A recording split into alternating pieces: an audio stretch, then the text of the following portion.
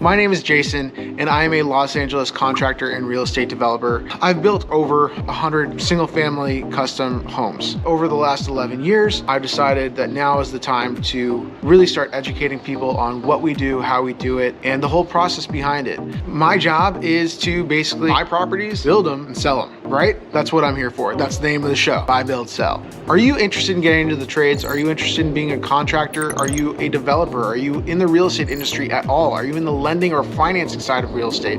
If you are, this is the best place to be, because I'm going to teach you all the tips and tricks in getting into this industry, doing this industry well, and being the most proficient builder you can possibly be.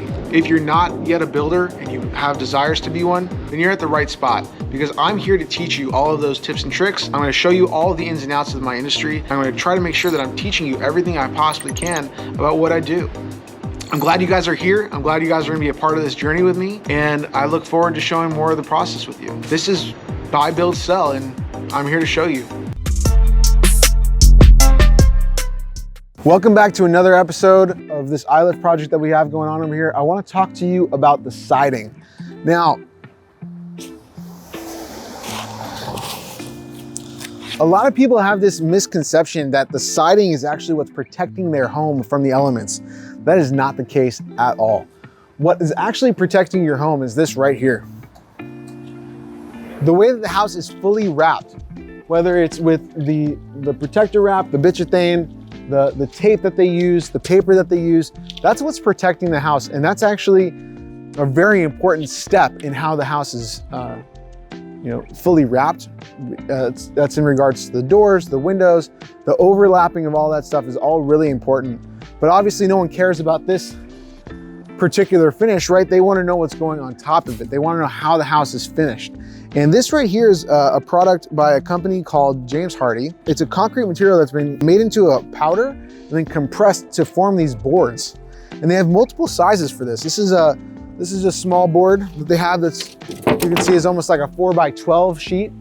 You can see here, they have the same concrete material that's compressed and made into this material is a 2x6. You have smaller ones here, 1x's, right? So all of these pieces are then used with a fine finish nail to create the finished design. On this house, we have a board and batten design happening. So you can see that we use the big sheets across the whole entire house. And then we'll take, this is just a pretend 1x piece, but this is a small 1x, and then that'll get placed right up here. The first thing it's gonna do is it's gonna hide all of our joints, right? So you'll never see the joints or the nails. You're just gonna see the finished material, which is great. That'll get puttied and painted. So all of that will get completely finished. And that's basically how that's how we're gonna be finishing this house. Every material has its own purpose and use. And to say one is better or worse than the other, hard to say, but the reason I love using this James Hardie product, it works with the house. Because it's a concrete material, even if it's so small. With wood, you're having a lot of movement, you're having discoloration, you have a lot of factors that you need to consider when you're using that type of material. And so using man-made products is gonna have a longer lasting effect. Now, of course, you can use more specialty woods, and there are ways to install wood to make it last a lot longer, but there is more complications that come with it.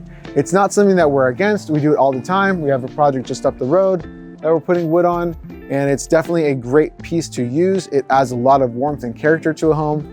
But if we can get away with not using nature, we try to use as much man-made materials as possible. Tile is always good, stucco is good, but stucco cracks.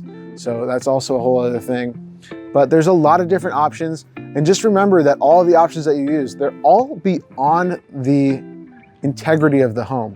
They're all beyond that part of waterproofing and finishing. So everything that's important that's happening is happening below those surfaces. Everything past that is just aesthetic, it's just design, it's just a preference on what you like and how you want to see the home finished.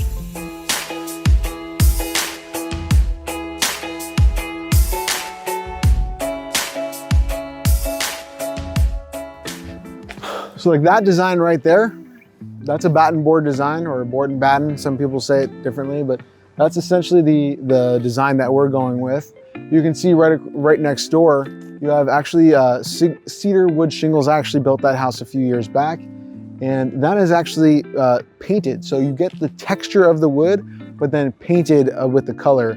It was a great way to preserve the wood without having too many problems. And then if you can see right as you turn around, you can see the same cedar shingles on this house. And if you can't tell me that they haven't been taking care of it, you'd be lying, because you can literally see how the color is dissipating from the wood. You can see that some pieces have even fallen off. And there's just a lot less care that's gone into that house versus that house. And you know, no judgments, but it's a lot to take care of and it's a lot to maintain. So there's a reason why we try to stay away from wood, or we use it very carefully in how we approach using wood products. High maintenance versus low maintenance. Overall, the values are probably the same. It's just a question of really what you want and how you envision executing your home and how you want to take care of your home. This has been another episode with Jason from Buy, Build, Sell. I appreciate you guys sticking around for these episodes. Ask me questions down below. I'd love to get to them. And of course, please like and subscribe. And if you can, share the video. It lets other people like you know that they might like this video too. Your support is a huge motivation for me, and I appreciate you, and I'll see you on the next video.